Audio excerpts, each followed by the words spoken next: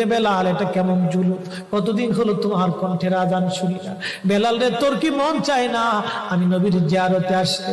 বেলাল আয়, আমি নবীর জিয়ারতে আয় রে বেলাল আয়, কতদিন হলো তোমার কণ্ঠের আজান শুনি না।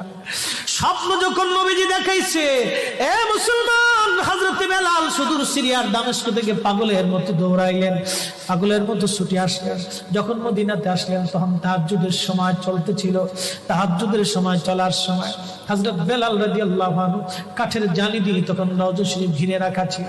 ওই জালির পাশে বসে বসে জালির সঙ্গে মাথা ঠেকাইয়া নবীর পাগল বসে বসে গুনগুন গুনগুন করে কাঁদে আর বলে, হুজুর আপনি আসতে বলেছিলেন, গোলাম এসে হাজির হয়েছে। নবী গো, আজান দিতে বলেছেন, আমি আজান দিলে আপনি আগে নামাজে আসতেন, এখন আজান দিলে কি নবী আপনি নামাজে আসবেন? হুজুর এখন আজান দিলে কি আপনি নবী নামাজে আসবেন? নতুন মুয়াজ্জিন আসছে আজান দেওয়ার জন্য, এসে দেখে নবীর মুয়াজ্জিন বেলাল কাঁদে।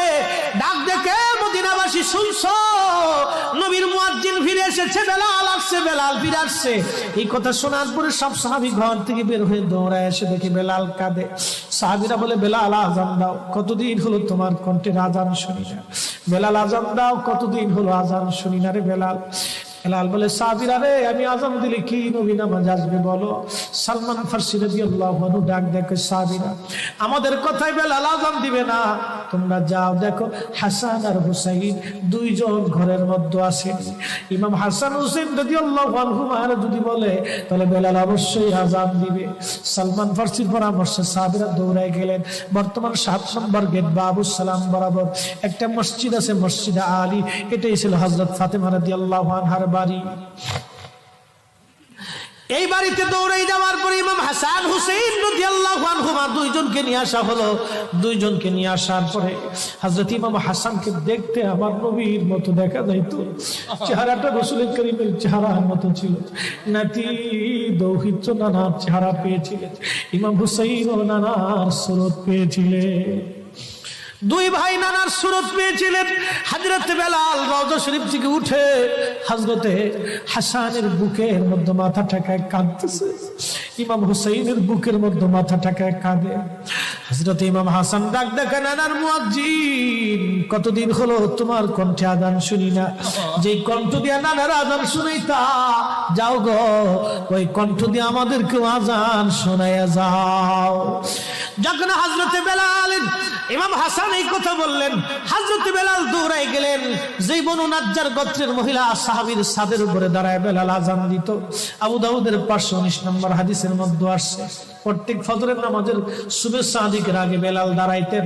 দাঁড়ায় আজানের আগে বলতেন, আল্লাহুম্মা ইন্নী আহমাদুকা ওয়া নাস্তাঈনুকা আলা কুরাইশিন ইউকিমুদ্দীনাক। প্রত্যেক ফজরের আজানের আগে এই দোয়াটা পড়ে বেলাল আজান শুরু করতেন। হযরত বেলাল রাদিয়াল্লাহু আনহু আজকে তাহাজ্জুদের আজান দিতে গেছে।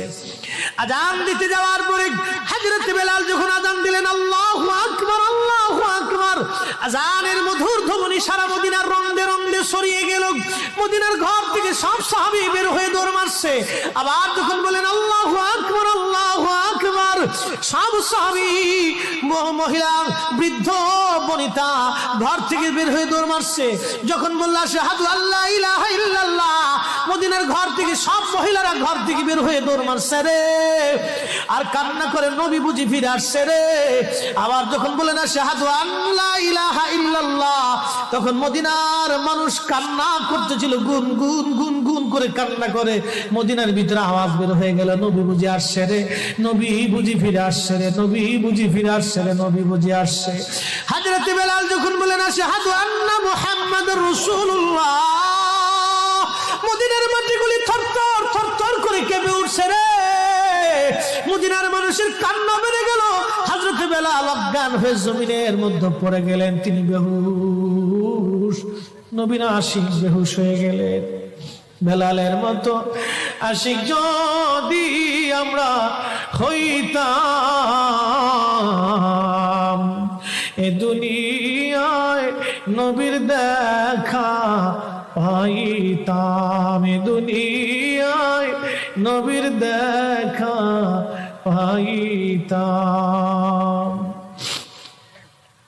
যখন হুঁশ ফিরে আসছে, রওজা শরীফের পাশে বসে বসে বেলাল কাদের বলে, হুজুর হুজুর আজান দিতে বলেছিলেন, আজান দিয়েছি হুজুর, আমি আজান দিলে আগে নামাজে আসতেন, আজকে আজান দিলাম আপনি হুজুর আসেন নাই। যে আজান দিলে নবী আসবে না, আমি বেলালে আজান আর কোনোদিন দিব না। হযরতে বেলাল কিছুদিন পরে কলিজা ফেটে নবীর বিরহ বেদনা সহ্য করতে না পেরে তিনি চলে গিয়েছিলেন পরপারে কলিজা